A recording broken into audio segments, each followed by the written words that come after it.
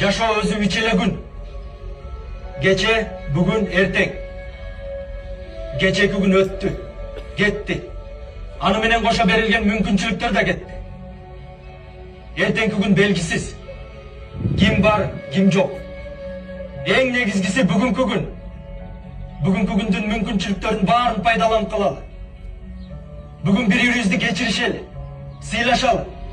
Пайгамбарыбыз саллаллаху алейхи вассалам өз хадисинде дин бул насаат деген.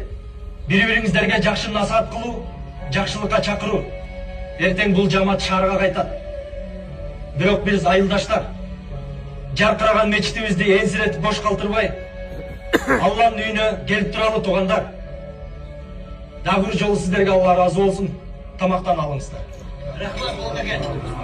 Кел, алып.